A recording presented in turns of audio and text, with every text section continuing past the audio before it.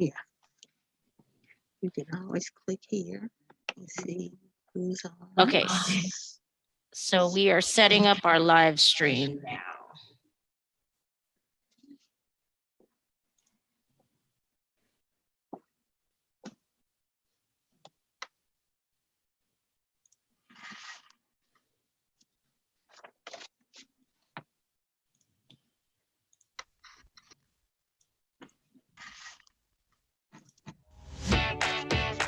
Hello everyone, it's your friends from the Tarrant County Democratic Party. We're working very hard to turn Tarrant blue on Election Day. Hello everyone, asking, it's your friends how do I do my County Democratic Party? Well, it's quite simple. We're working very hard. Just remember 4 important things to do before Election Day. Hello everyone, asking, number 1, how do I do my County Democratic Party? Go to registertexas.com and see if you're registered. 4 important things to do before Election Day. Hello everyone, asking, number 1, how do I do my County Democratic Party? Go to registertexas.com. Stop it. Judge Brazil is on. Yeah, I'm not sure why it did that. Hello, everyone. These are your friends of the Tarrant County Democratic Party. And I'm going to apologize in advance for our video. It usually plays so well, but I can almost do it for you. It wants to tell you that we are about 45 days away from the most important election in our life. And it's going to ask you what you can do to help. And so I'm Deb Peoples, chair of the party. And today we have been working to distribute 50,000 voter registration cards here in Tarrant County to non-voters. So you can, number 1, be sure that you're registered to vote and make sure that everyone in your family and those around you are registered to vote. And then on October the 13th, you get a chance to make history by going to vote on the first day of early voting. That's October the 13th. Did I say the 15th? The 13th through the 30th. You'll be able to vote early at any early voting location around Tarrant County. And then on Election Day, we now have countywide voting, and you can go and to vote at any site around Tarrant County. You can volunteer by going on to tcdp.net. We're going to need poll greeters on Election Day to urge people to stay in line. There are tons of things you can do, or you can come and get a Biden-Harris yard sign here at the Tarrant County Democratic Party at 3130 Plumwood Drive in Fort Worth. But today we are truly thrilled and excited to be partnering with an amazing organization, and that's the Fort Worth chapter of the Coalition of Black Democrats, as they work to bring you information on our candidates. Today we'll be talking about candidates, judicial candidates on our statewide ballot, and to introduce them and to introduce our moderator today is the president of the Fort Worth chapter of the Coalition of Black Democrats, President Eric Igwe. Good morning, Eric. Good afternoon. Good morning, Chairwoman. Thank you very much. So first off, I want to thank everyone for joining us. I want to thank everyone for joining this event. This is part of our continuing election conversations that we've had in partnership with the Tarrant County Democratic Party. So special thanks to Heather. Heather has been heavily involved in organizing. Special thanks to Chairwoman Peoples. And so, now we have an opportunity to hear from our appellate court candidates from running for Supreme Court and Court of Criminal Appeals. We know how important this is, especially in the upcoming elections. There's a lot of, as we know in the media, there's a lot of ongoing discussions on various issues that's important to us, and which really highlights the value and importance of focusing and paying attention and making sure that we are supporting our appellate court candidates. And so with that, I want to start off one by one, mention someone's the candidate's name. If the candidate can provide a brief introduction about themselves, and then we'll go on to each candidate, give an intro before I will introduce Mary Ellen Hicks, and then we'll get started from there. So I'll start off with Judge Amy Clark Meacham. Thank you all so much for having us here today. Eric, will you give me time's up if you need me to stop? Okay. Thank you. I'm so honored to be with you here today. I'm running with a renewed sense of purpose this morning, a renewed sense of resolve to honor the life and legacy of a legend. And I am so proud in this moment to be running for judge to restore fairness, balance, and equal justice under the law for all people in the year 2020 in Texas. It is time for a change on these two highest courts. They have been all Republican for the last 22 years. And we are going to have to fight with everything we have come this November to win these seats and to fight with everything we have to turn our state blue and to ensure that our democratic institutions, that democracy itself, the integrity of the judiciary, that all of those things continue in this dark time. I'm not going to sugarcoat it. It's going to be a rough month and a half for all of us. But we will endure.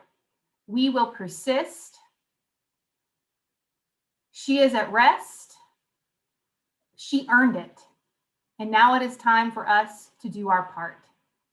So thank you so much to the late, great Justice Ruth Bader Ginsburg for everything she did. I'm Judge Amy Clark Meacham. I'm a 3-term district court judge from Travis County. I'm a wife, I'm a working mother, and I'm the first woman in Texas history to run for Chief Justice of the Supreme Court of Texas. And in this moment, in this fight, I am proud to represent you, and I'm so proud to have you on my team. I'm excited for you to meet the rest of this slate. We are all running with a heavy heart this morning, but we are all running with resolve and with a sense of purpose that is going to carry us through. These courts are making decisions daily to hold on to power, to make it harder on you to vote, to endanger your lives, to threaten your safety. And it is vital that we all take this race seriously.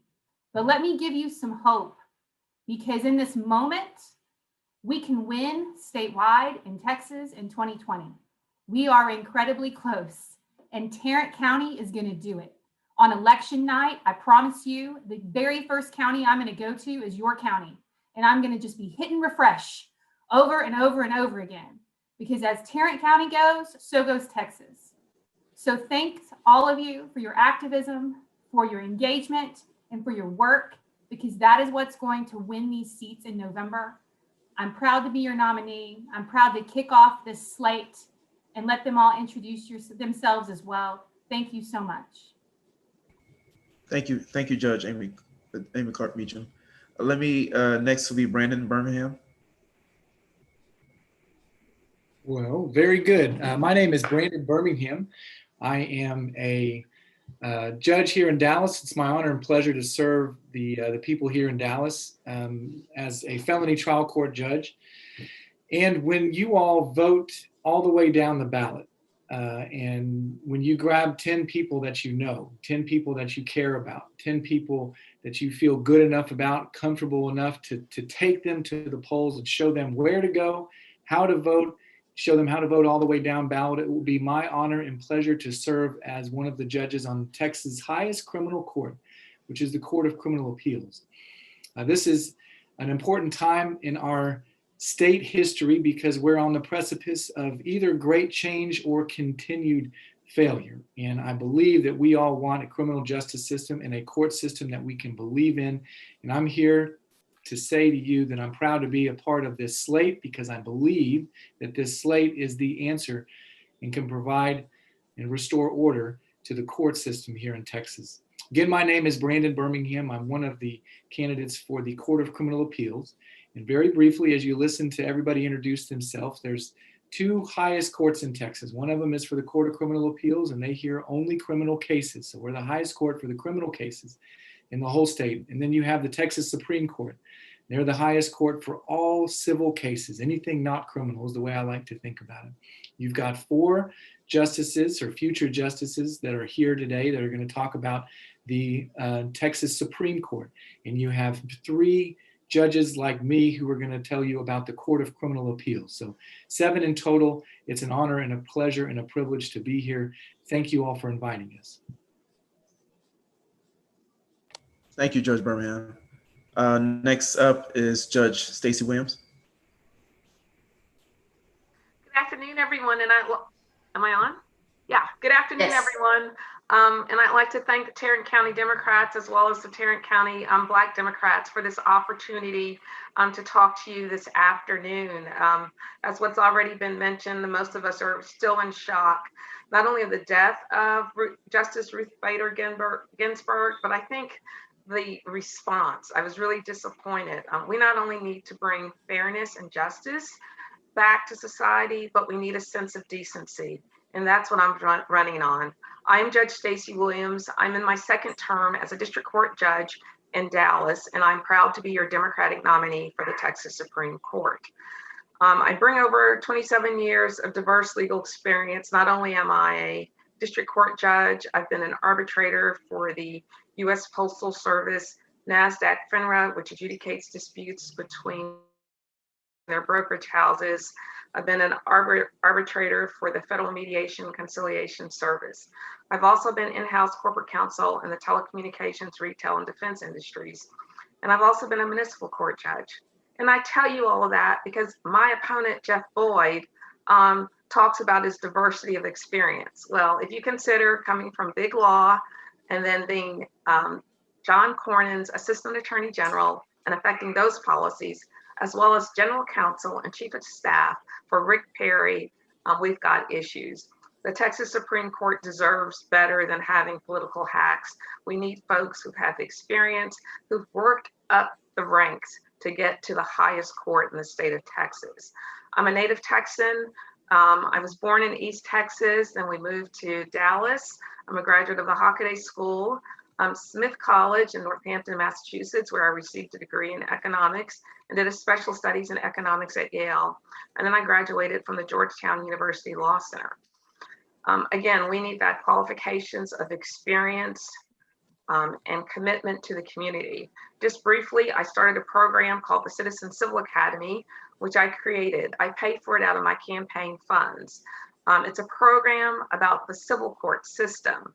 We've taken it all over Dallas County, and in fact, we're taking it over the state of Texas. It's to educate citizens about the civil court process. We've had students as young as 7 and as seasoned as 92, and we've graduated over 350 students. So I want to bring the Texas Supreme Court to the people. I want to bring that program.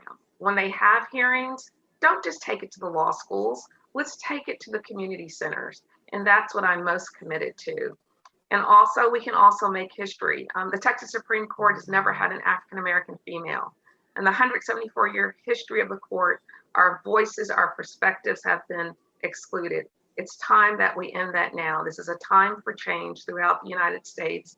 Let's bring the change to the judiciary in Texas. I am Judge Stacey Williams for the Texas Supreme Court, place 7. Thank you, Judge Stacey Williams. Next up, Judge Triana.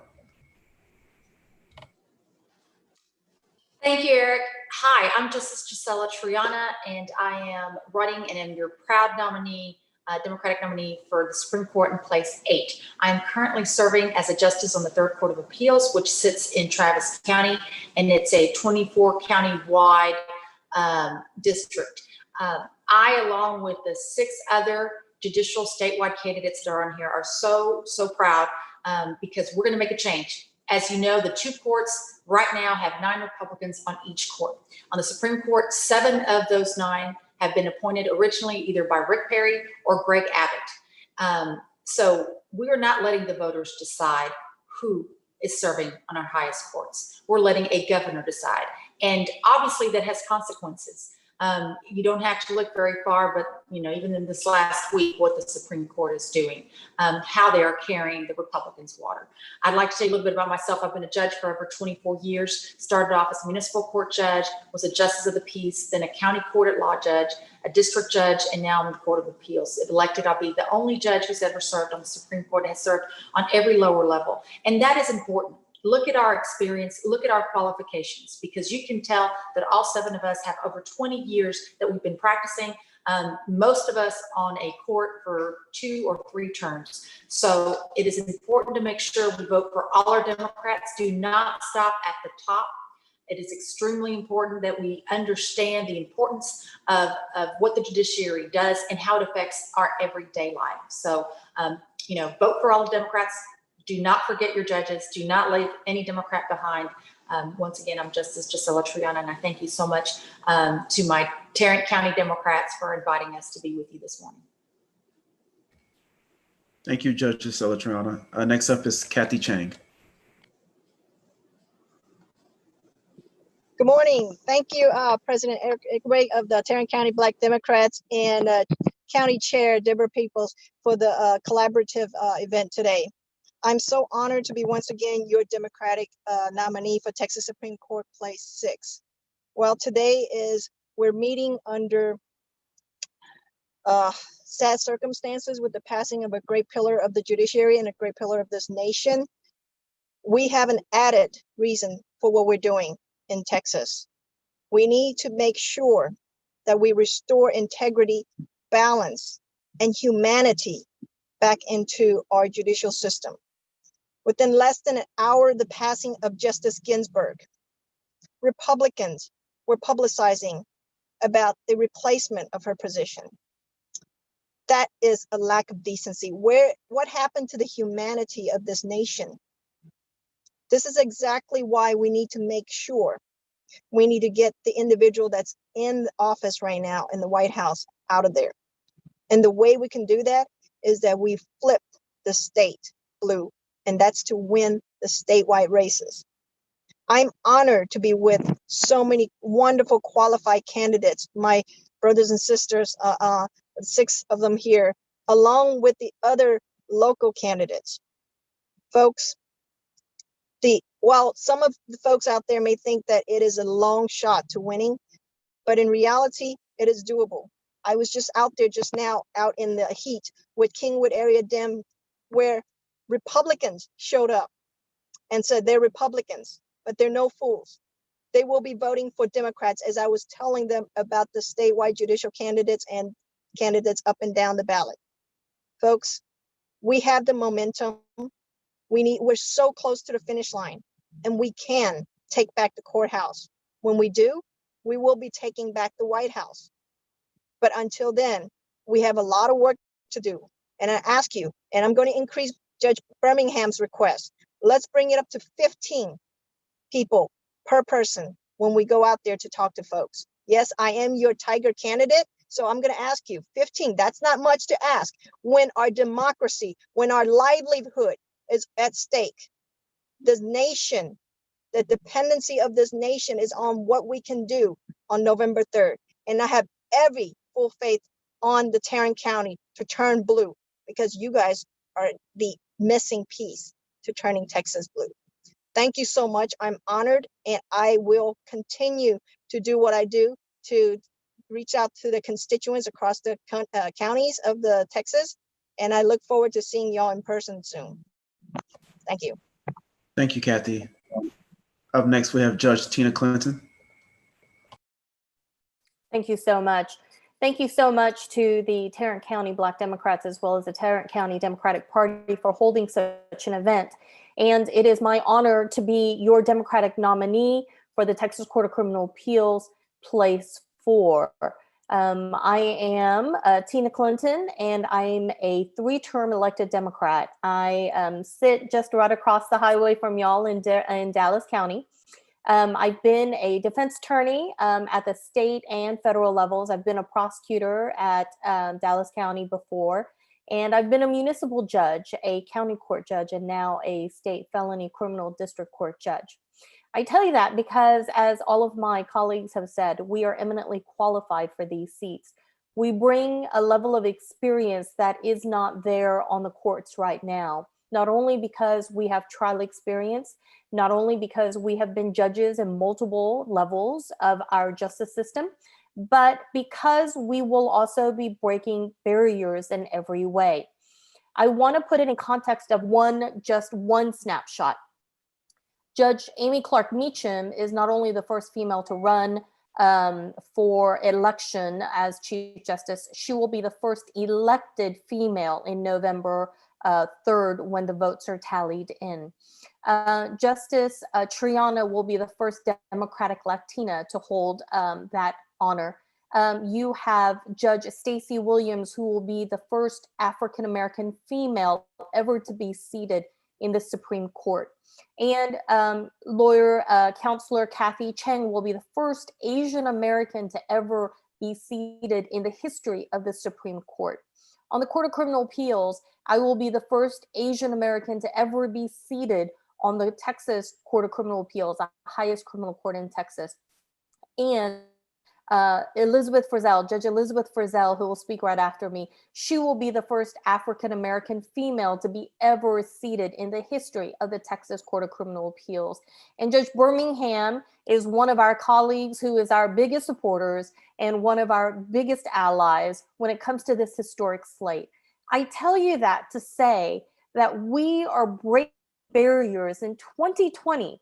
We are breaking glass ceilings like we have not done before. And that in and of itself is a tribute to RBG and the work that she has fought for her entire life.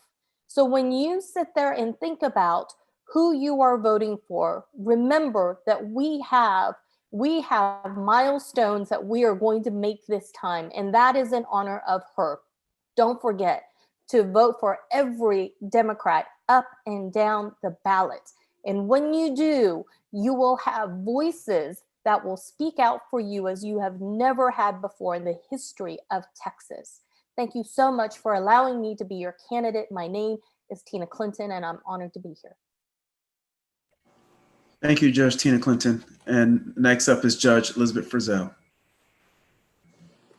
Thank you to the Tarrant County Democrats for hosting this and allowing us to speak to you today. I was born in Fort Worth, Texas. Never knew that I'd be back here many, many years later. I won't tell my age, but it's an honor to have this opportunity to address you. I'm Elizabeth Davis Frizzell. I'm running for Texas Court of Criminal Appeals, Place 3. And I am saddened by the passing of Justice Ruth Bader Ginsburg.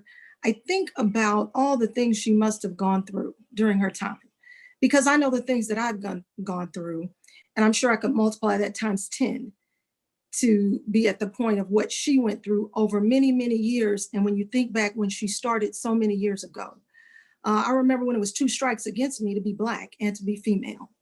And for her, it was a strike against her at that time to be female, to be Jewish. She didn't worry about that. She didn't let that stop her. And I'm most definitely not going to let it stop me. This will be my 4th term as a judge. I've served as a municipal court judge, as a county criminal court judge, as a criminal district court judge, and now I'm running for the Texas Court of Criminal Appeals. I've served on every level other than the appellate level. I have been practicing criminal law for 27 years, a judge for 20 of those years, and I've done appellate briefs, represented people on appeal. I've been in the trenches trying those cases, and I know that there are many people throughout Texas that do not receive a fair trial. I know that there are many judges that are not following the law and applying the law properly. And on our highest Texas court, that is the court that reviews the papers of the appellate court judges and of the trial court judges across the state. As you can see, all of us have a vast amount of experience in our areas, and we can review those cases, and we know when they get it right. We have the strength to remand and say that there should be a new trial when that's appropriate for the facts. We're not afraid to stand up. We're going to do it just like Justice Ginsburg. Just do the right thing because it is the right thing, whether it's popular or whether it's not. We're at a critical point in our country. This is one of the most consequential elections we can have. But Tarrant County, you can turn Tarrant County blue this election on November the 3rd. I did it. I was in the first class of Democrats to ever run in Dallas County. In 2006, we flipped Dallas County and turned it blue when everybody said it couldn't be done.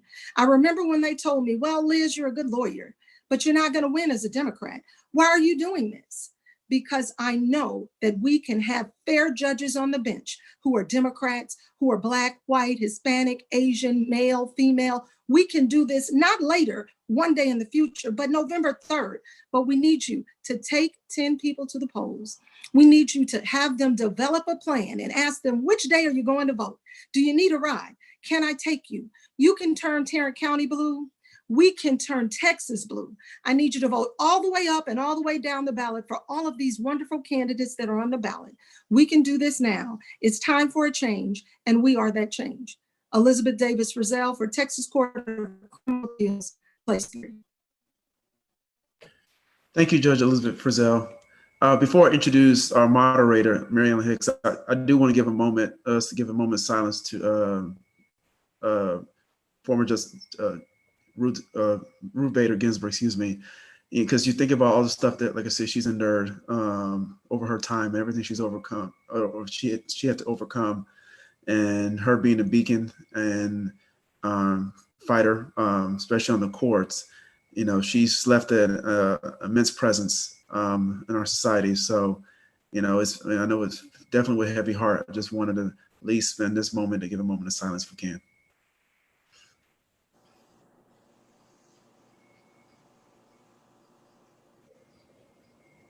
Okay, thank you, everyone. I'm gonna introduce our moderator. She is esteemed, has amazing, impeccable record, background. I'll give some of her accolades, like first African-American female justice on the Texas Second Court of Appeals, first and only African-American female to serve as a state district judge in Fort Worth on the 231st State District Court from 83 and 93. First African-American female municipal court judge and chief municipal court judge for the city of Fort Worth. I mean, she has like such a impeccable resume and has throughout Fort Worth and her presence in Fort Worth. And we're so blessed to have her as the moderating event. And I'm going to speak into existence our future judge of the 348th District Court.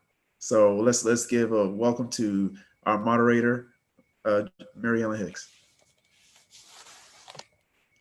Oh, like you're on mute. Let's see. Okay, I did it. Okay. Yes, thank you. Thank you, Heather. Heather is our communications director. It still says I'm mute. Okay. Can you all hear me? Thank you so much, Eric.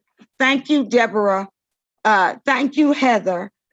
We also have one of our precinct chairs here, a former, Jace was president of the Young Lawyers who got it going. There's another candidate here, my friend, Olin Poole. Rose Whitaker Gore, a precinct chair, is here. Heather, say a few words, please. I'm gonna put you work so hard. You can introduce them. I'm going to. Be quiet, Deborah Peoples. I'm the oldest. Heather first, then you Olin to say hello. I'm the moderator. I'm running this, okay? Okay, everybody, I don't know if you can see me, but I am Heather Buen. I am the communications chair for Tarrant County Democratic Party. I've got my mask on because we're actually in the office. I pretty much do everything behind the scenes. I'm not really the person that likes to be on the video, but just a few things. Very thankful that all of our candidates are here. I think Tarrant County is really going to be what helps turn Texas. We've been here since probably 3 o'clock this morning. We had 50,000 voter registration door hangers. They're already out the door already. There are people that are block walking, well, not block walking, but lit dropping, socially distanced, phone banking, and doing everything that we can to get all of these candidates elected in November. So just want to say thank you. I'm thankful that I'm helping out and volunteering for all these wonderful candidates and for our party. So thank you for letting me speak.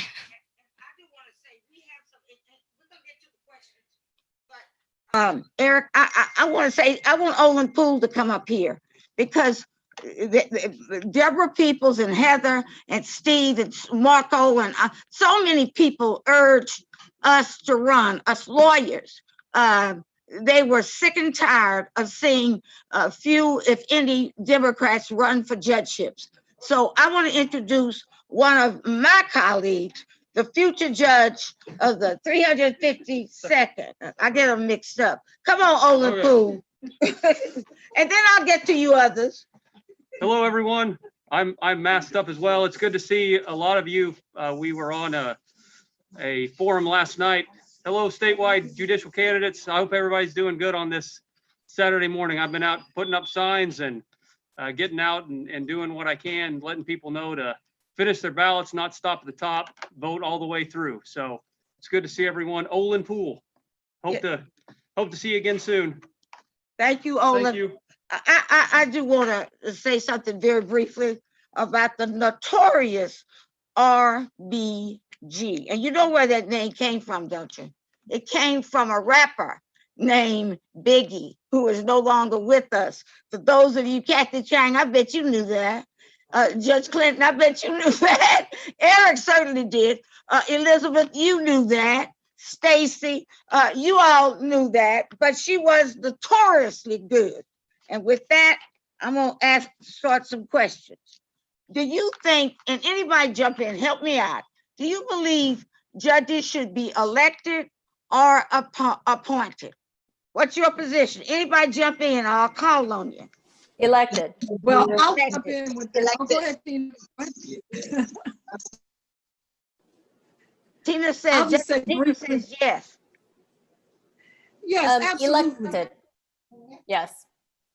And I'll tell you, it's for the same reason that we all trust juries, right? Yeah. I mean, we trust juries because we believe that more people who have the decision-making skills, the better.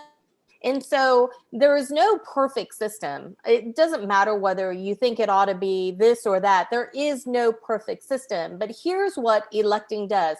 It puts the power in the hands of more people versus in a concentrated tiny group, whether it's a committee or whether it's a governor. And so you have the ability to let people make a choice. And it's one of the things that Democrats truly believe in.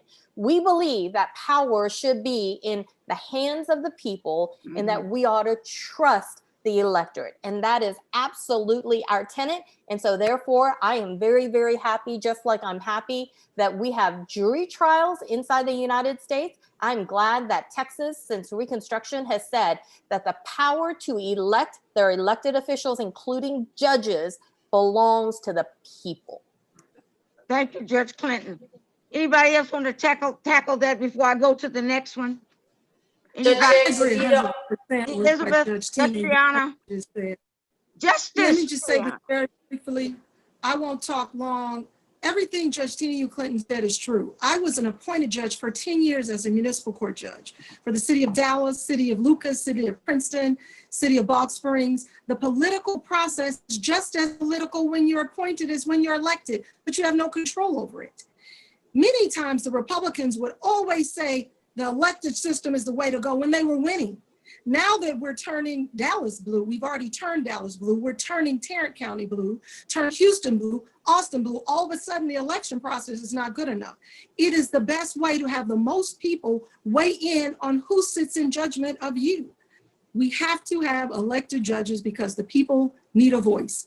And that is the way we are going to change justice in Texas right now on November the 3rd. Thank you. Judge Hicks, if I can add one more thing. Yes, you say totally elected. I totally agree with both what Judge Frizzell and Judge Clinton said, but I'll ask you this. Right now in the highest court, we have 18 people that are elected. There is one person of color out of 18. And the reason for that is we have in the Supreme Court, out of the 9 justices, 7 of them were originally appointed to their current position by either Rick Perry or Greg Abbott. So that is what you get when you get appointments. You get a lot look what happened in Harris County. You know, we got 17 African-American females that were elected to the judiciary. And that was done because they were running as Democrats and because the people elected them, not because they were appointed. So if we want our benches to look like us, if we want our judges to have the same values that Texans have, it is imperative that we let the people choose who's on the bench. Thank you. I'm going to move on to the next question because a lot of lawyers of color, let me just say that, have talked to me about the current bar exam licensing problems or procedure, as it may be. What do you think about replacing that with some sort of other licensing procedure? That's a heavy question, I know, but I know people that Judge Stacy, what's your thoughts on that?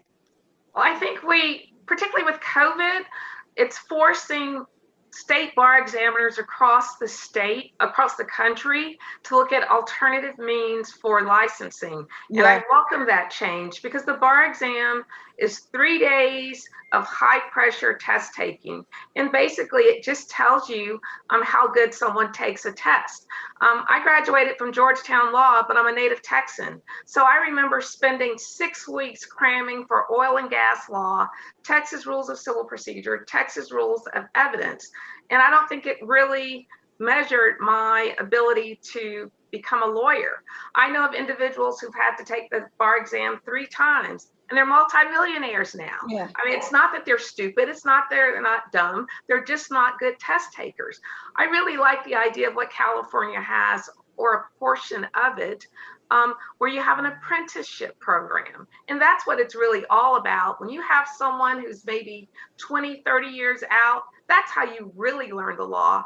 I learned the law, and I hate to say it, not at Georgetown, but when I had a clerkship with my judge in the Virgin Islands. I finally got what it meant, the rules of civil procedure, how the rules of evidence were applied in the courtroom. So I think we need to expand our ideas, just like we're going to expand our ideas of what a justice on the Texas Supreme Court should look like.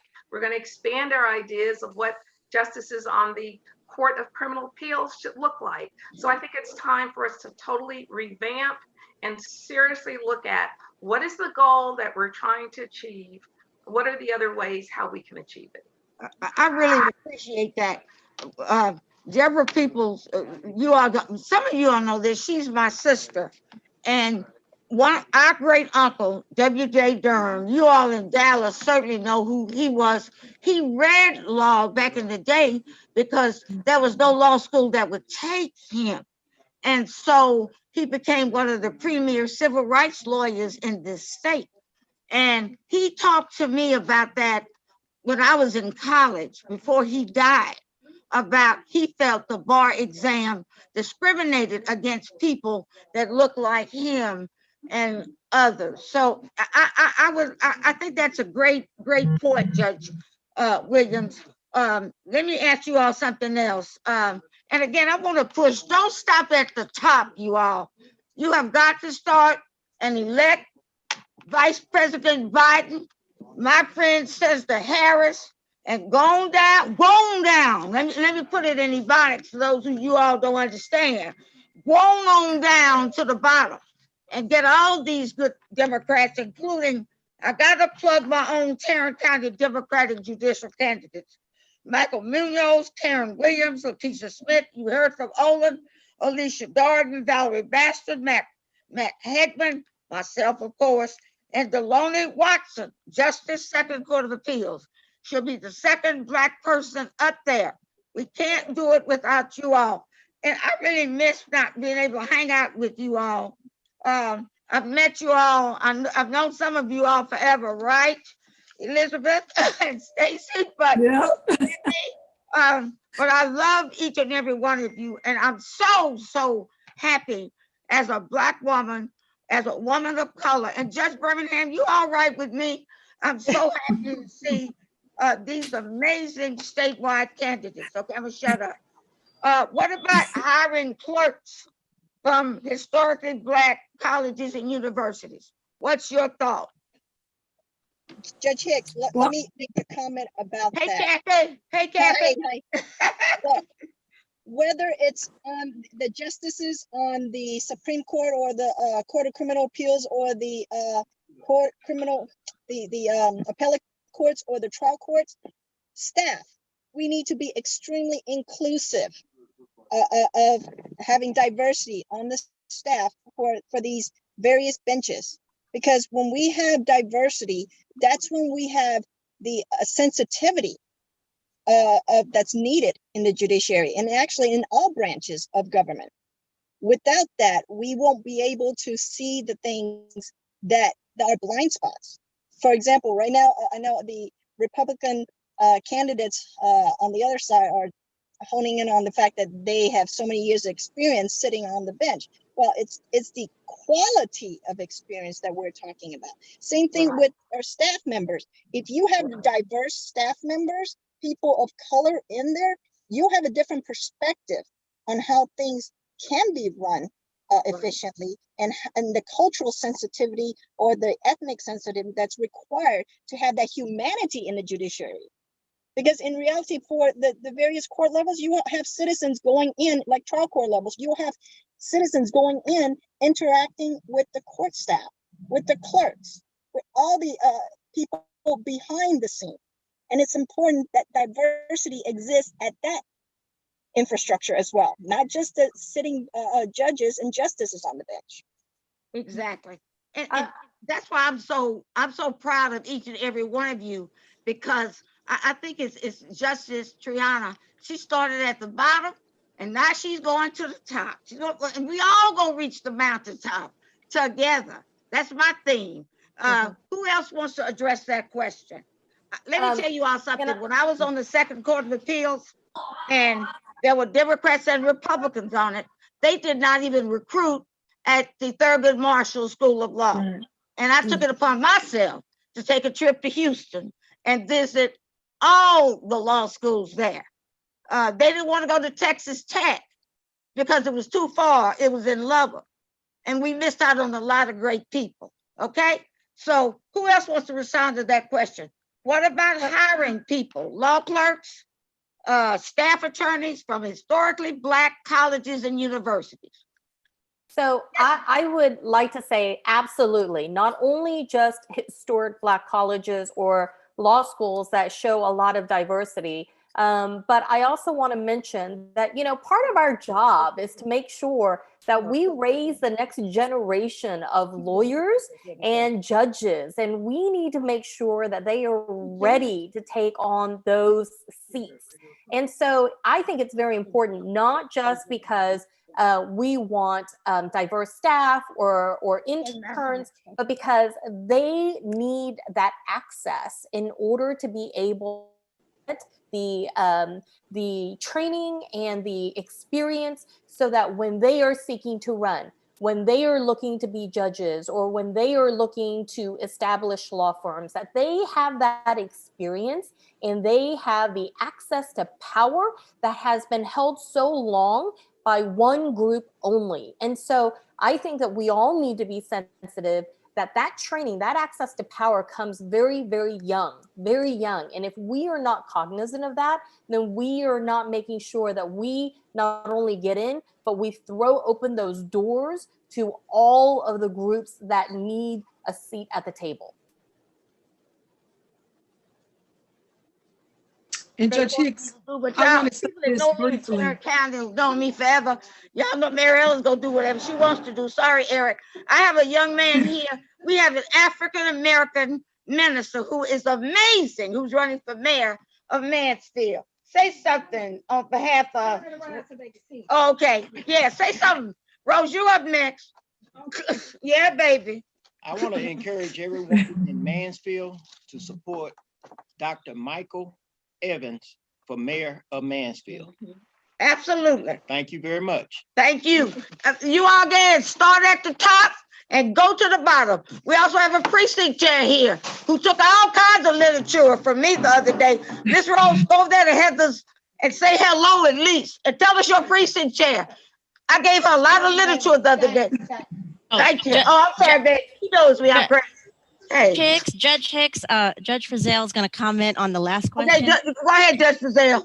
Go ahead, Miss Elizabeth. I'll just comment briefly. I'm a graduate of Prairie View A&M University, as well as my father and my brother, also a graduate of Thurgood Marshall School of Law. One of the first things I did as an elected judge is to call the alumni division of Thurgood Marshall to ask them to send me resumes from people that were in law school who wanted to do internships with the court. I was getting resumes from the Dallas bar where it was all white males. Can you believe that? I went over to an event where they wanted us as judges to bring in some interns. Everyone there was white. We protested that and didn't come back. They've changed it now, but they shouldn't have had to change it because we mentioned it. Why would you send me all white applications? We have to actually act on what we're saying. And many, if not all of us judges that are on this call today have done it. We're not just talking. I know Judge Brandon Birmingham. I know Judge Tina U. Clinton, Judge Stacey Williams, everybody on this court. 4 of us are from Dallas, and I've gotten to know all of them who are from Austin, Houston. We're all here recruiting minorities to be internships because 1, that puts it on your resume. It helps when you get a job. And 2, you get that practical experience that Judge Williams was talking about that helps us as lawyers tie what we learned in law school into how it's practically used every day. Judge Morris Overstreet told me the other day that they criticized him for hiring African-American interns when he got to the Texas Court of Criminal Appeals. He was the first Black Democrat on that court. He wasn't the first. Judge Lewis Stearns was the first, but Justice Overstreet was the first Democrat. But they criticized him, and he said, well, why don't you criticize the other judges when they hire no Black people? But you criticize me and say, well, you have to be Black if you're going to clerk for Judge Overstreet. I think it's important to have that diversity, and I'm telling you, all 7 of us are going to make sure we make that a reality. And just adding one more thing, because I know so many of these great candidates from Tarrant County are on the call with us. I suggest doing the thing that we've done here in Travis County. We have a Diversity Fellows program every summer where we bring 8 students in to be Diversity Fellows with us. One, I know you guys are going to win, so I'm already giving you an idea of what to do once you get there, which is we have 8 Diversity Fellows come in, law students from around the state. And we do paid internships with them with the local bar association. And so they come and they serve with us for 6 weeks, and then they go and work at a firm for 6 weeks, and they get paid the whole summer. Because a lot of times in internship programs, people don't have the ability to pay. And so what ends up happening is a lot of these internships end up going to wealthy white kids. Let's just face it. And so when you work with the bar association, they've been great in Travis County to work with us to be able to pay people. So we can pay them for their summer, and they can also get this opportunity to learn from and to work at the courthouse. I'm muted. I got you. Okay. Chief Justice to be, I want you to send that information to me because that's something we need to do here in Tarrant County. And any of you jump in at any time. I really am. We got a precinct chair here that's out there working, she and her sister. I do want you to say something, Rose Whitaker Gore from the city of Como, Fort Worth, Texas. Go ahead, Rose. Okay, hello, everybody. This is Rose Gore, Precinct Chair of 1378. And I just want to reiterate the importance of voting. Please get out and vote. If you have not registered, let someone know. I don't think they can see you. Hold on. There. Am I in here? We can see her. This is Rose Gore, Precinct Chair of 1378. And I just want to reiterate the importance of voting. Please make sure you vote, register to vote. If you don't, if you're not registered, please see someone about that. Yeah, thank you. I'll come on my phone and bring you a voter registration. I'm real serious about that. If you want to register to vote, it's not too late. Heather, the deadline is what, October the 5th. My daughter says my sisters and I share the same birthday, Halloween. So I got a room. And I will come to you and bring you a voter registration. And I think Deborah's a registrar. I know Heather is. Come on, y'all. There's no excuse anymore. And I'm going to be voting for Miss Jefferson and the notorious Supreme Court Justice and Trayvon Martin and a lot of people. And for my great uncle who couldn't go to law school because of this racist state at the time. I'm sorry, Deborah. Let me go to the next question. Okay. I got 10 minutes on. Okay, y'all. Never told me to shut up. Okay. What do you feel about the current state of legal aid in Texas and the delivery of legal services to the poor? feel worried because right now, the current Supreme Court, who oversees a lot of legal aid, is talking about a cut of $1.2 million to legal aid funding. And they're talking about it right now when the need for legal aid is greater than it's ever been. We have more people facing eviction, more people facing unemployment, more domestic violence, higher incidents of child abuse. All those things are happening right now in Texas. And this court, as was reported by the San Antonio Express News, is currently talking about a cut of 1.2 million. Now, they have done things on legal aid, and I don't want to discount that, but we need to make sure that right now, in this moment, we don't have less legal aid, we have more. And we need to make sure access to those services, not just in the criminal courts where people are guaranteed a right to a lawyer if they could go to jail, but also in the civil courts, that we make sure in these important issues that are affecting people's lives, that we make sure they have access to lawyers and access to justice once they get to the courthouse, where it's not just about a lawyer, it's about a fair shot once you get there. Who wants to tackle that question next? The last question, and I'm gonna combine these two. We need more or less of delivery of legal services to those who can't afford them in family, in civil. They can get it in criminal if they're indigent. And also, what are your thoughts on judicial activism? I love that question. Valerie has joined. I don't know, but Valerie, hi, Valerie. Hey, everyone. Hi, I'm just listening. For the 342nd Judicial District Court here in Tarrant County. I've seen her this morning since about 8 o'clock. Hello, Valerie. Say something.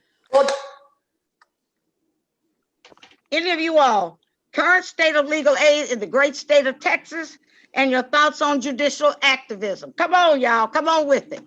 Well, Judge Hicks, I'll talk about judicial activism because, you know, the Republicans are real good at claiming that as their buzzword. You know, yep.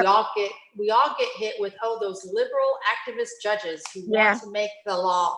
And it's great sound bites. But in reality, we're all running to make sure that we follow the law. We're running because we believe in the rule of law. And we believe in protecting people's constitutional rights. All the while, the Republicans and the most recent exhibit of that is when they just decided that the 3 Green candidates who hadn't paid their filing fee and therefore were ineligible to run, and my court, the Third Court of Appeals, told them you're ineligible to run. The Supreme Court, without issuing an opinion until 3 days later, decided and ordered the Secretary of State to put those 3 candidates back on the ballot. Libertarians, I remember. Yes, and that cost, I don't know how much it's costing Tarrant County. I don't know how much it's costing Dallas, but it's costing Harris County $1.2 million because today's the day that is the last day to send those vote by mail ballots to the military. And all of those ballots had to be reprinted because the Supreme Court said, oh, yes, it says in the election code that they're not eligible, but it doesn't tell us by when they have to pay that fee. Even though the candidates have said, we're not paying the fee. We don't believe it's constitutional, we're not paying. And so the Supreme Court totally is being active and totally making up law as we go along. So I disagree. We should not have activist judges, but we're not the ones that are making the law, they are. Yeah, and could someone tell me what a constitutional conservative is? Because I searched the books on qualifications and I can't seem to find that, Eric or Valerie or any of the other judges on this call. What the world is a constitutional conservative? There's no such thing. Thank you, Valerie. Constitutional conservative. I know over at the Tarrant County Courthouse, many attorneys have asked the Republican judges and the Republican candidates that very same question, and they're stumped. They can't provide a definition either. But just commenting on what Justice Triana was saying, that is worst kind of judicial activism that our Texas Supreme Court has had by allowing these candidates to be on the ballot, and they haven't even paid the fee, which is required by all of us. All of us, we either had to pay the fee or we had to get the requisite number of registered voters in the county, running statewide and in each county in order to get on this ballot. Now, belief about judicial activism is you have to keep up with the changes in the law and the changes in society.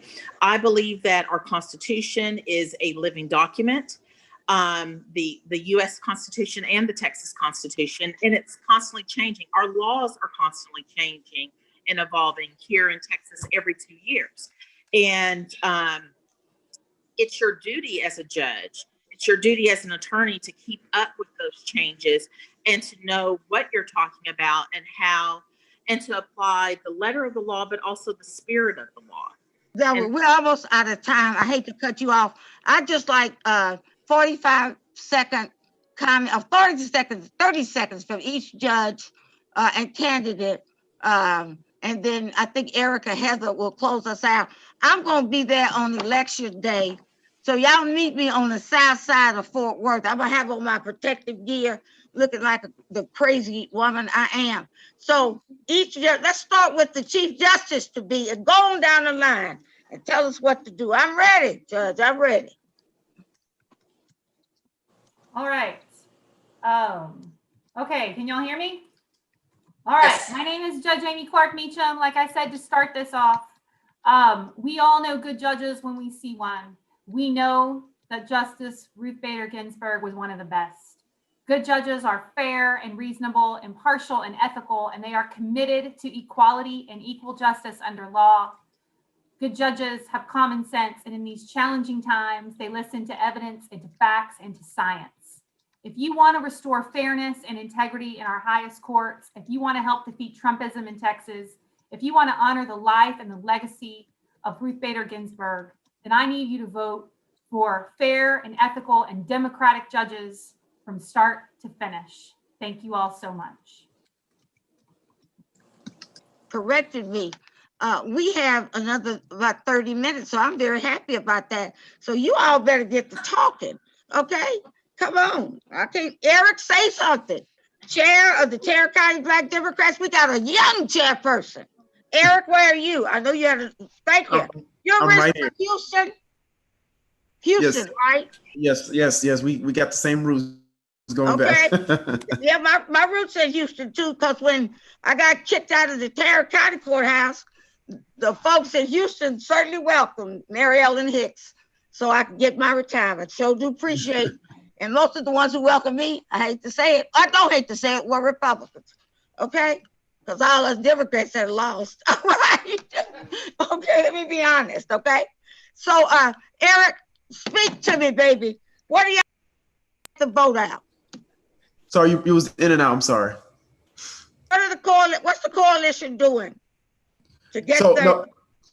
No, overall, this is the coalition, like I said, our work has been to make sure we get do voter education, outreach, mobilization, making sure our voters, especially our African American voters, are being aware of the latest candidates that's going on, making sure we get the outreach. We know that African Americans are the backbone of the Democratic Party. So we're just making sure that through Tarrant County and through the extension to the state, pushing our efforts to make sure that we are getting out the vote, making sure we're supporting candidates that supports the interests of our community. And so just having these conversations like today, especially, I can't echo enough how important it is to really, really pay attention to every race in the ballot, not be infatuated just with the presidential race. I can see how people can be in awe and fascinated by it, but just recognize that these down ballot races, especially the candidates we have before us here, it plays a pivotal role, especially with all these ongoing battles that we're having going on across the state. So like I said, that's what we're doing too. And I don't know, Miriam, do you want to, guess we can open up to Q&A to see if there's people who are interested? You have questions? Yes. Yeah, I know Heather and I are on, so we got we're tracking through Facebook. I know we have this platform, Zoom. If there are people who have Q&As, please let us know. And for the appellate court candidates.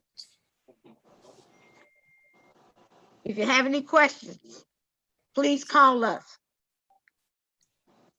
Or I guess they get in the chat room. Is that what happens, Heather? I don't know. Yeah, well, yes. Yes. I actually haven't seen any questions come in through our different channels. Okay. So Okay. Well, let me go to the other candidates. But just some brief remarks. I am so, I guess, elated that the Democratic Party, the state, has such an incredible statewide candidates. And you too, Judge Birmingham. I'm not going to leave you out because Valerie told me what a great judge you are.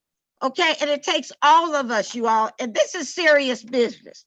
This will be my last election, I hope, until we elect Deborah Peoples mayor of Fort Worth. You know, I'm gonna say what I want to say. Don't cut me off. But I'm serious, Eric. Our next tour, we're gonna elect a Black woman. She's not in here now, so she can't get me mayor of Fort Worth. And I'm gonna need all of you, my sisters and brother in the law.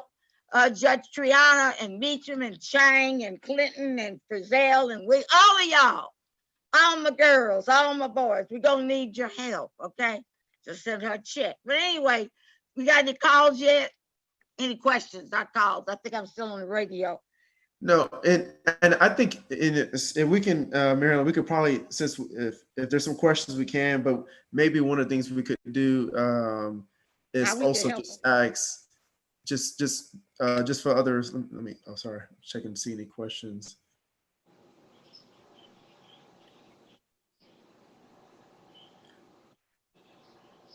I just got a text from somebody who said she'd like to know just what, I think if she had listened to the first of it, she would have heard, what do each of us bring to the table? You know, what do we bring to the table?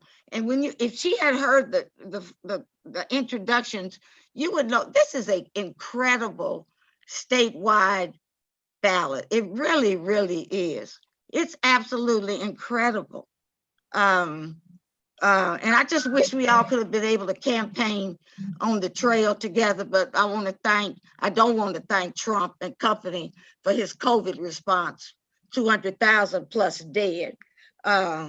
Anyway, Mary, I see a question here. Someone's asking. I think this is probably asked to a larger group beyond just the appellate court candidates. But he says, can we reiterate the qualifications for voting if convicted felons? And which is a great question. Yeah. Anybody want to tackle that? Well, I'll tell you, if you are off paper, brothers and sisters, which means you're no longer on probation, you're not on parole, you are eligible to register to vote.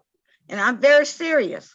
If you text us here at the Democratic Party or call me, hit me up on Facebook, I will come bring you some voter registration cards, okay? But as long as you are not under the jurisdiction, if you will, of parole or probation or something like that, don't believe the hype that you can't vote. And in the hood, we say, if you're off paper, y'all know what I'm talking about, you can vote. Eric, you laughing, but it's true. Hey. Okay, I got to tell the truth. If you're off paper, okay? I love it. I love it. And Judge, can I respond to that? Yes, ma'am. I want to talk about the Crystal Mason case. Crystal Mason, yeah, I know Crystal Mason. She tried to vote in Tarrant County. And the reason I say tried to vote, she didn't vote. She tried to vote. Her vote did not count. Yet they still prosecuted her because, like Judge Hicks said, she wasn't technically off paper. Well, what does that mean, off paper? Most people think that means I finished my sentence, I'm no longer on probation, I'm no longer on parole. But it's another provision because it was a federal case that she was on parole for. She had finished her complete sentence, but there was a condition that said she had to spend a certain time period and not get in trouble after her sentence was over. Well, she didn't get in trouble after her sentence was over, but that time period hadn't ended. And she said her mother called her and said, don't forget to go vote. Make sure you vote. And that was one thing that her mom stressed in that household, that all her kids had to go and vote. She said, oh, that's right. I'm not on paper anymore. I got to make sure I go down there and vote. There was a Republican that lived across the street from Crystal, and he happened to be the election chair. And that's the person that decides if there's some dispute over whether a ballot counts or not. He brought it up to someone. It went on. It ended up getting back to the judge in Fort Worth. He was a federal judge. He's off the bench now. But he ended up pressing it for it to be a criminal prosecution for her. She said, well, I'm not on paper. They went back through the records and said, well, technically you are. That time period hadn't ended, and it was a condition of your release that you not get in trouble for this time period. That time period technically hadn't ended.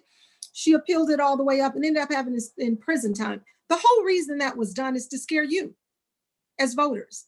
So you'll be afraid to go and vote because you don't want them to do you like Crystal Mason. Mm-hmm. But let me tell you, the best thing you can do for Crystal is to make sure you vote and take 10 people with you.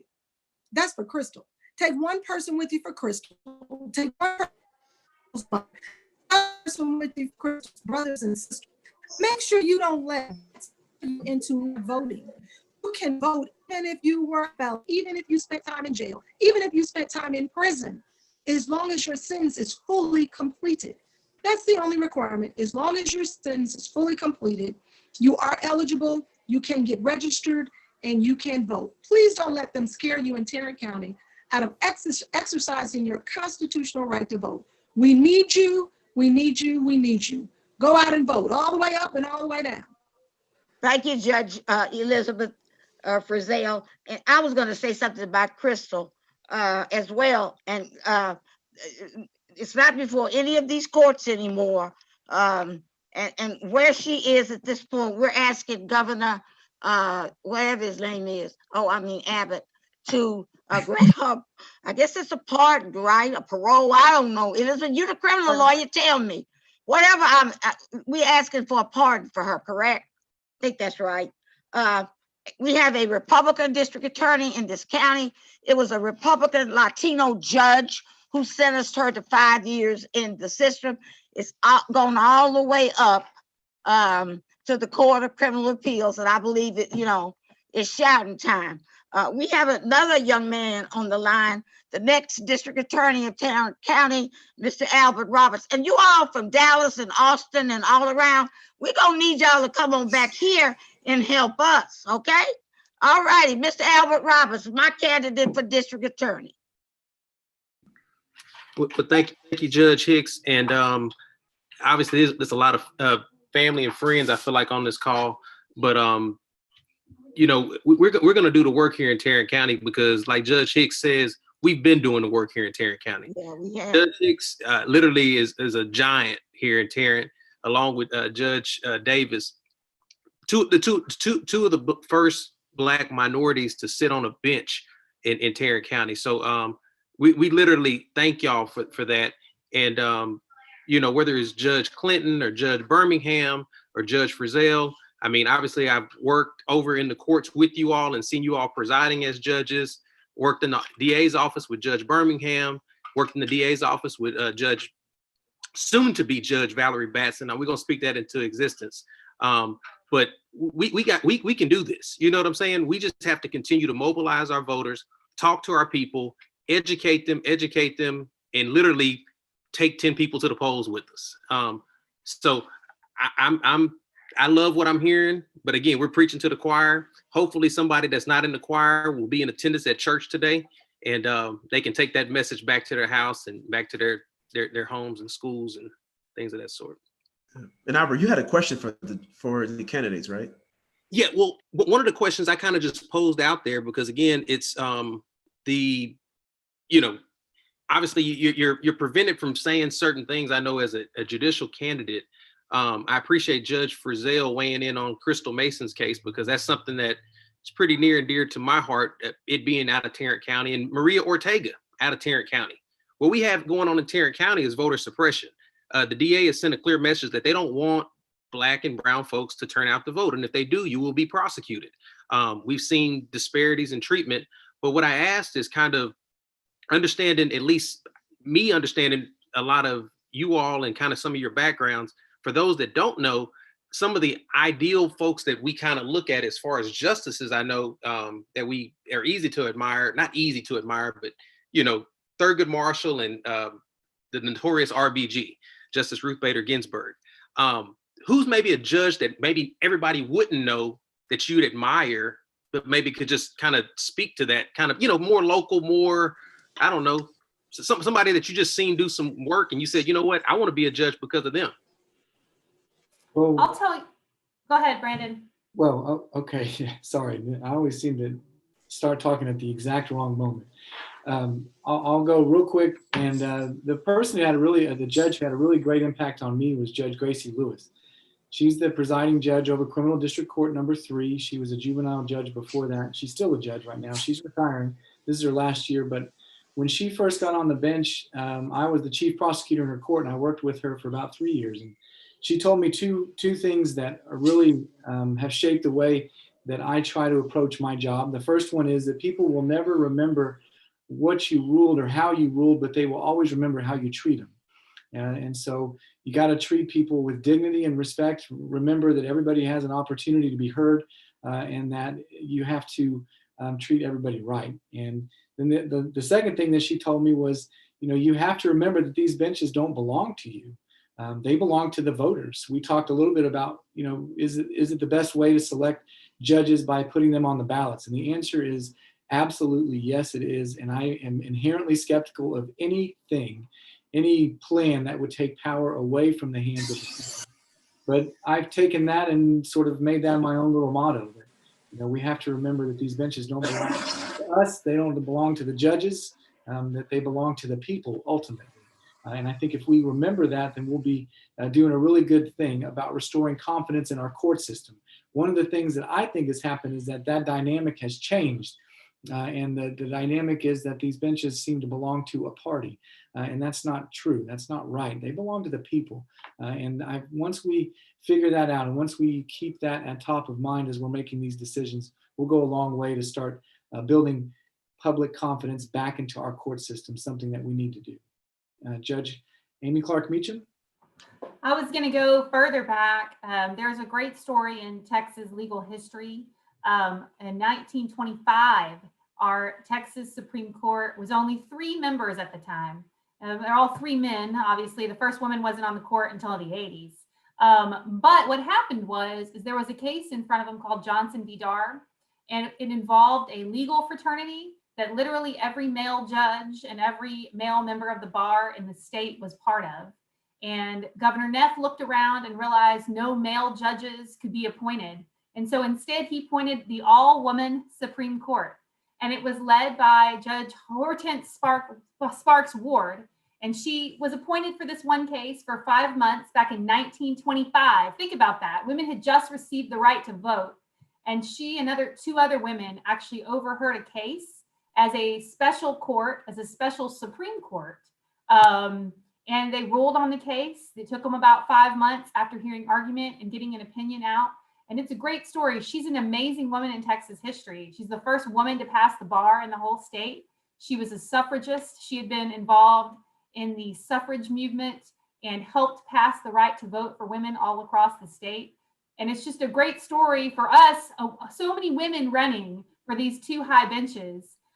To look back and to look at a time in 1925 when Texas was actually on the cutting edge of women's rights. So much so that Governor Neff did something that we still haven't surpassed. We've never had more than 3 women on the court still to this day. We're going to change that in November, but I just want to make a shout out to Justice Hortense Sparks Ward, who was the first woman Chief Justice.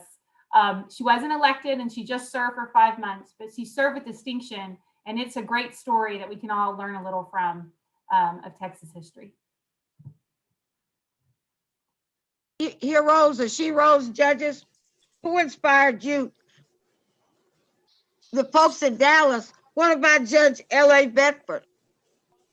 Y'all know? Did y'all know him? He was an old timer. Absolutely. I used to sit at the feet of Judge L.A. Bedford when I was a new young lawyer in Dallas, and just soak up all this history that he had, that he knew in his mind. He wasn't even able to get a job as smart as he is because they wouldn't hire anybody Black. So he started his own firm. And I remember he told me before he started his firm, he graduated, couldn't find a job, and he used to clean cages at a pet store. Yeah. And I was like, wow, you had all this education. Can you imagine a system that is that unfair, that that's what you have to do to make money? But he was like, that's okay. I knew I wasn't going to be doing that all my life. I did it for that time to take care of myself and my family, but eventually I formed my own firm. And of course, the rest is history. He went on to become a great judge and lawyer. But when we walk in the steps of people like Judge L.A. Bedford, we know how much responsibility is on our shoulders. If he could do that at that time, look how much more we should be able to do today. And that's why we're running, folks. We're running because we want to make a change. We could be doing anything else with our time. You could be doing anything else with your time on a Saturday morning. I know you're on fire. I need you to go set somebody else on fire and make them go out to the polls, make them understand what we do. What does the Court of Criminal Appeals do? We hear death penalty cases. Did you know death penalty cases have a direct appeal straight to the Texas Court of Criminal Appeals? They skip over the appellate court. It goes straight to the Texas Court of Criminal Appeals. Do you know anyone who's on death row? You know anybody who is in the media because they may be there for an offense they didn't commit? Guess who sits in judgment of that? That's the Texas Court of Appeals. Well, it will be Judge Brandon Birmingham, Judge Tina U. Clinton, and Judge Elizabeth Frizzell. After November 3rd, it'll be us. But guess who it is right now? You know how many African Americans are on the Texas Court of Criminal Appeals out of 9? There are none. You know how many Hispanics are on the Texas Court of Criminal Appeals out of 9? There are none. You know how many Asians are on the Texas Court of Criminal Appeals out of 9? There are none. You know how many Democrats are on the Texas Court of Criminal Appeals out of 9? There are none. But we're about to change that. Here we are offering ourselves up in service to you. We're giving you an opportunity to make justice more fair, not just for some, but for all. The Chicks, can I answer the question? Absolutely. I want to give a great shout out to a friend, somebody who was a friend of mine and a great mentor, and actually swore me in when I became a district judge. William Wayne Justice. He was a federal judge that was in Tyler, and he was the judge who ordered TEA to desegregate schools in Texas. It was one of the largest desegregation order. It covered over 2,000 school districts.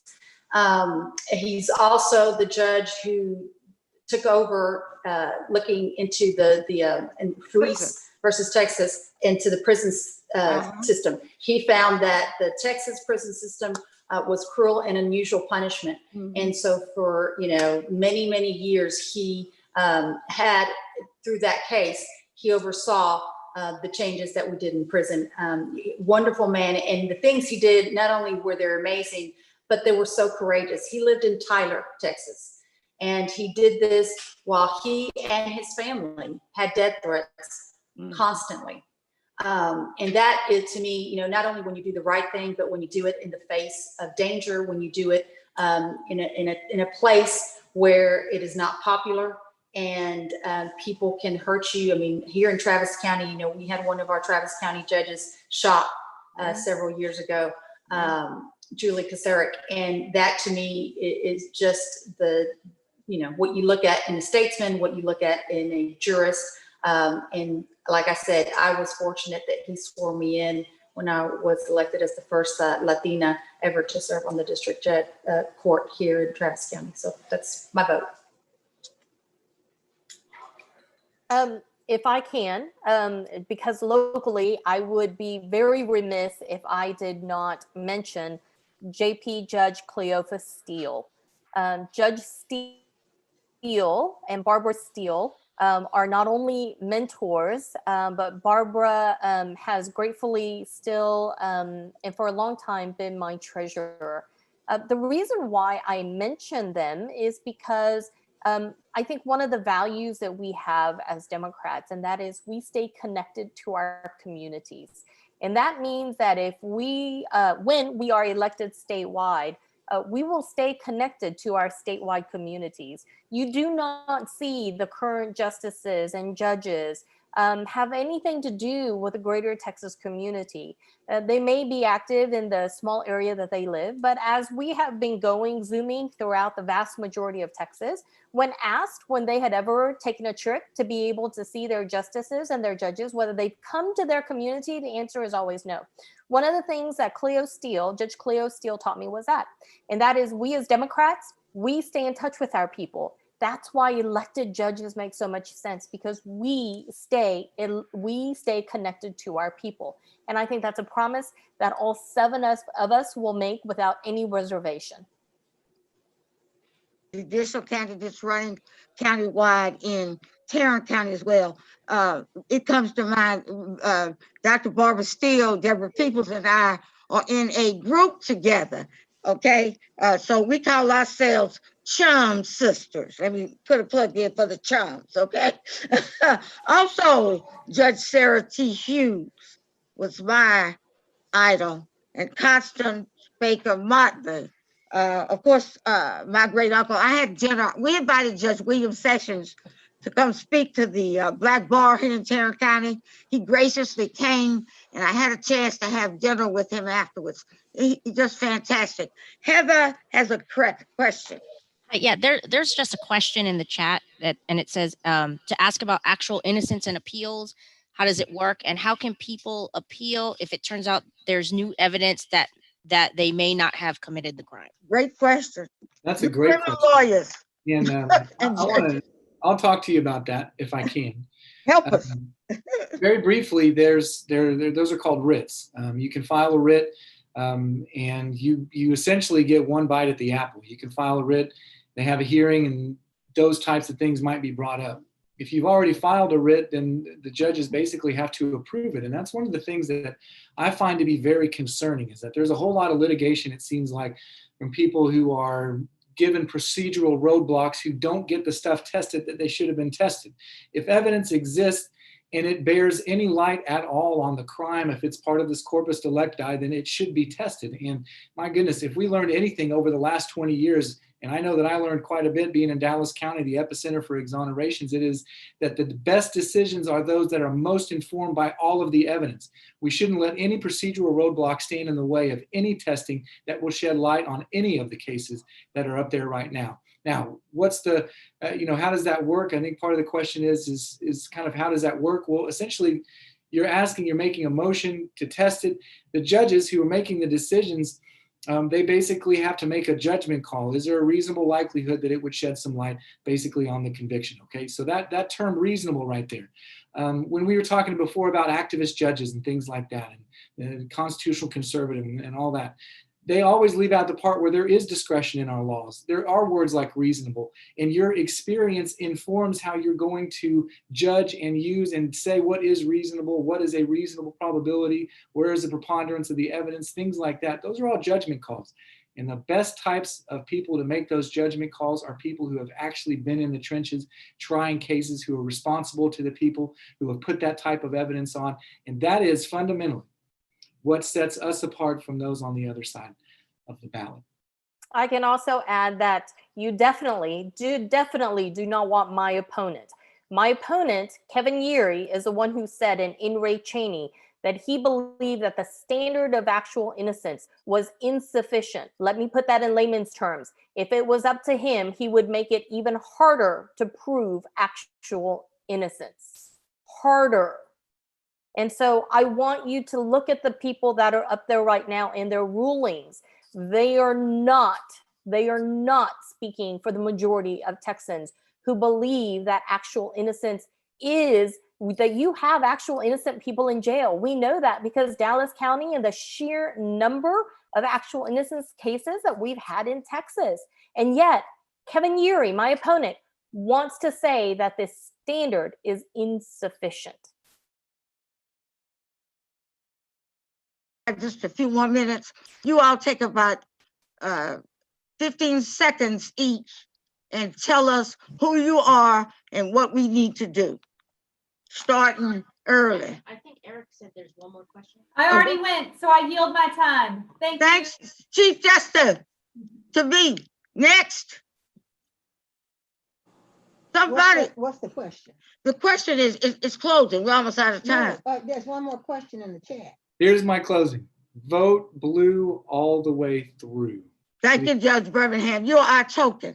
Okay. Yeah, I said it. It's time, y'all, for some changes. And you're all right with me. I'm voting for, I'm starting at the top and going to, that's all right. B for Birmingham. Heather, what's the question in the chat? Eric, was there one more question? No, we can just end it with like the closing remarks, and then I know we can provide final remarks between Heather, yourself, and myself. Yeah. Okay. My name is Judge Tina Clinton, but you don't have to remember my name. Just remember that you need to look for a parentheses, D, close parentheses, and vote all the way up and down. That's how you get me. That's right. Next. I'm Judge Gisela Triana. Go ahead, Gisela. Sorry, I'm Justice Gisela Triana. Do not stop at the top. Vote for every Democrat, all the judges. Thank you so much for having us. I want to give a shout out to future Judge Lakeisha Smith. Lakeisha used to be one of my prosecutors when I was a criminal district court judge. She was a great prosecutor, great lawyer, and she's going to be a great judge. I know you guys are voting for her, and I like the way you're doing it in Tarrant County. You're doing it together. That's how we won it and flipped Dallas and turned it blue. That's how you guys will turn it blue. You're stronger together. Vote all the way up, all the way down. And Albert, I can't wait to see you run for DA again in 2022. You should have won that last time. We're going to get you in those last little few percentage points you need. I hope you run. We need a new DA over in Tarrant County. Elizabeth Frizzell for Texas Court of Criminal Appeals, place 3. Next.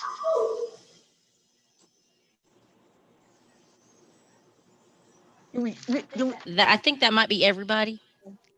Is that, did we get Judge Williams? I think so. Okay. I'm going to say something, turn it over to Heather, Deborah, and Eric. But please, you all, here in Tarrant County, we have some outstanding judicial candidates, with the exception of me. Alicia Darden, Olin Poole, Lakeisha Smith, Karen Williams, Michael Munoz, Valerie Bastard, who's on the line, Matt Hedman, Delonia Watson is a candidate for Second Court of Appeals, place 6. We need you. Larry Myers and Brandenburg, right? We have how many people? You have 10 countywide candidates and one Court of Appeals. As you all, Judge Frizzell, Judge Williams, you'll like this. The 6 Black women, we call ourselves sisters-in-law. All right, we are the sisters. We do too. All right. We call ourselves that too. Okay, well, we stole it from y'all. Lakeisha probably brought it to us. Okay, all right. Okay. But anyway, great. I just admire each and every one of you so much, and I'm proud that you are standing as Democrats. And I told you, Heather, it's up to you. And then Deborah Peoples, and then. Okay. Eric, if you have closing remarks. Yeah, I'll say something. I'll leave it to you, Heather, and chair of the Tarrant County Democratic Party, Deborah Peoples, to finish it off. But I want to thank all the appellate court candidates for being part of this forum. This is great, very informative. Love to hear your passion and background that really resonates with everyone else.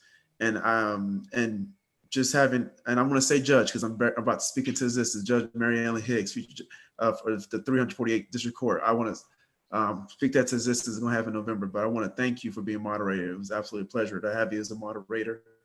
Like I said, with your wealth of experience, the history that you've had in Fort Worth, Tarrant County.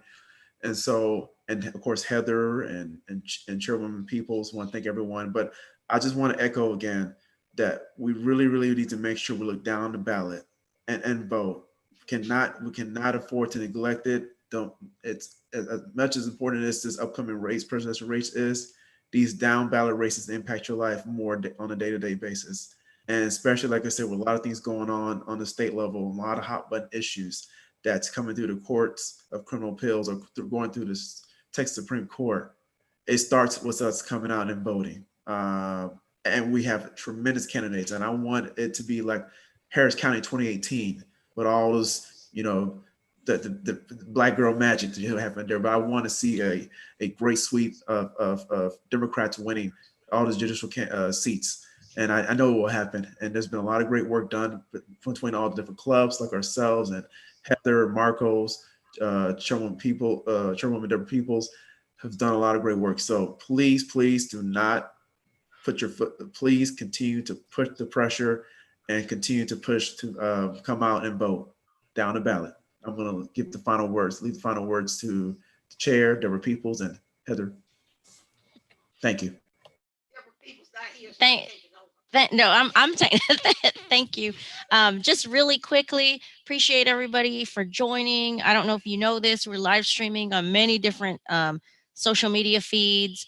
One of the great things is we've got our large 4x4 signs. They say it's the sign that's behind Mary Ellen right now. It says vote Democrat. 4x4 signs. If our candidates have large 4x4 signs that they want to put next to the vote Democrat, we can definitely put those out for you. The county party has sign people that are putting them out there with the T-post. So you should be seeing those. If somebody wants one for their yard or to put up on their wall in their house, we're selling those as well, $25. We have a pallet fulls of yard signs in this office. So I'm sitting here and you can't see it, but there's pallets of yard signs here. That's basically, get everybody out to vote. That's all that I have. I'm going to, the recordings for this are available on YouTube, Facebook. Just stay updated with us to see all the candidates in Tarrant County. You can go to mytarrantvotes.com. We have it on our website. And that's all I have for everyone. Thanks for joining. Chairwoman Peoples, she has nothing else to say. So Mary Ellen. Vote blue, vote blue from the top to the bottom. Trump is talking about appointing crews of cotton. Do you want that to happen? Vote blue. Thank you, Coalition of Black Democrats. You all are doing it right. Thank you. Thank you. Thank you, everybody. Thank you, everyone. Thank you for inviting us. Thank you. Don't you have a meeting coming up?